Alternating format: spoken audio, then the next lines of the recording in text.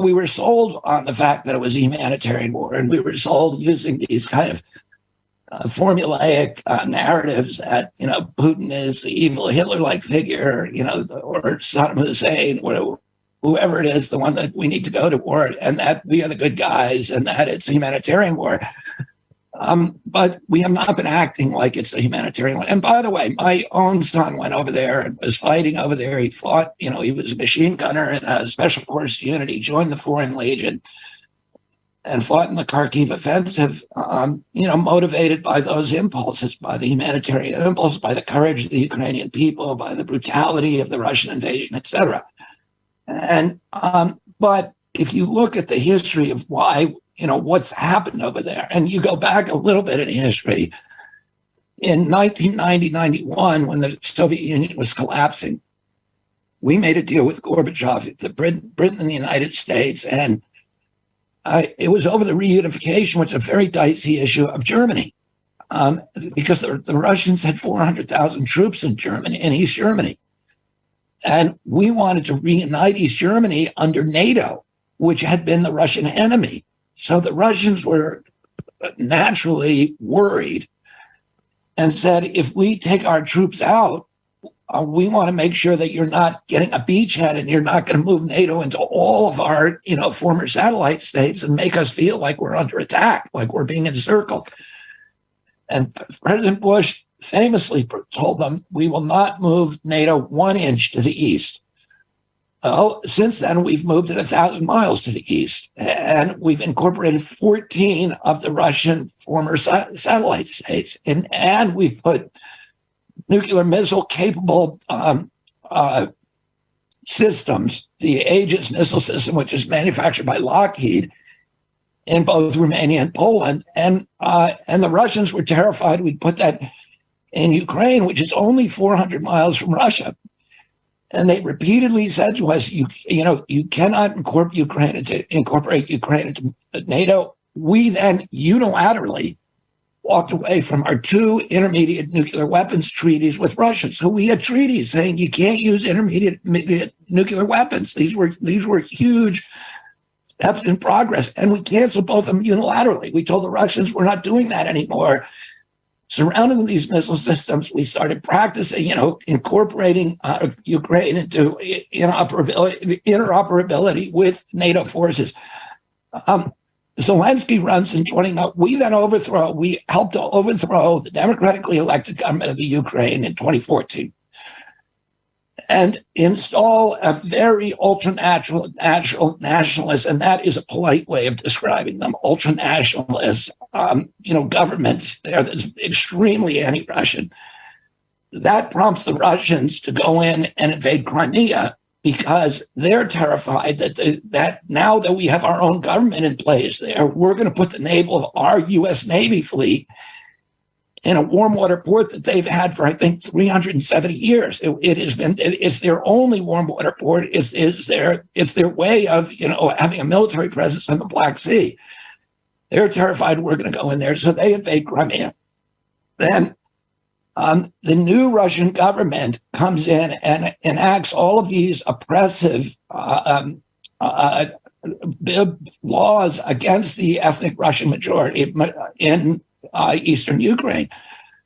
80% of the people in the Donbass are ethnic Russians, and they were able to have their own language, and they felt part of the Ukraine. But suddenly, there's all these laws being passed saying, that language is no longer any good. You have to speak Ukrainian, and treated essentially as redheaded stepchildren.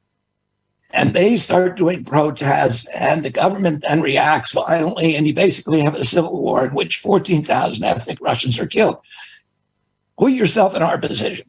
I was here in 1962 when the Russians put nuclear missile sites in Cuba, and we were ready to invade, even though we didn't even know they had that they were armed at that point.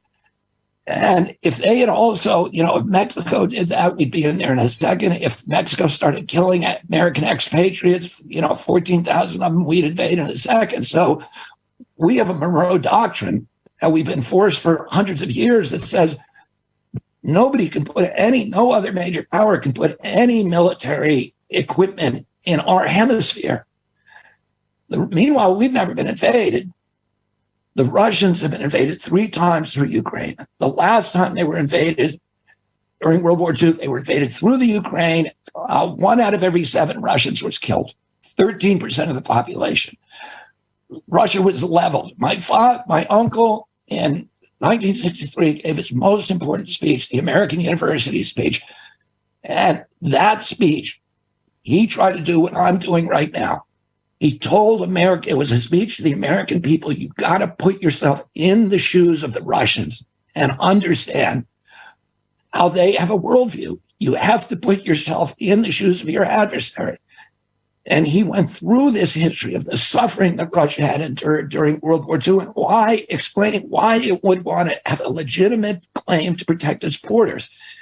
And the U.S., the Ukraine today is a victim of U.S. aggression as well, because Zelensky ran in 2019 here's a guy who's a comedian and an actor, and I'm not saying that in a disparaging way, Russell, please. I don't want you to hear that in a disparaging way. He's a comedian. He's a comedian. I run Europe. Could work. The reason I'm saying that is the only reason he won that election is he ran on a peace platform. He was going to ratify the Minsk Accords, which was the Russian-supported agreement. The Donbass remains part of Ukraine, even though it had voted to join Russia. Russia said, we don't want them. They stay in Ukraine, but you need to protect them. You need to make them semi-autonomous so they're not getting killed. And Zelensky then gets in there. He gets surrounded by U.S. neocons, including most prominently Victoria Nuland. And she's the one who sort of orchestrated the U.S. walking away from all these nuclear treaties. And all of his peace professions suddenly disappear. And, he is pressured by ultranationalists within Ukraine and by the U.S. government to start having a military response instead of going to the table with the Russians. And now we've pumped 113 million in there. It's a proxy war. And our government has admitted, President Biden has admitted that this is, the old neocon aspiration. This war is about getting rid of Putin. And his Secretary of Defense, Lloyd Austin, acknowledged in April 2022 that the war is about the U.S. purpose of engaging this war is to exhaust and degrade the Russian army so they're incapable of fighting anywhere else in the world.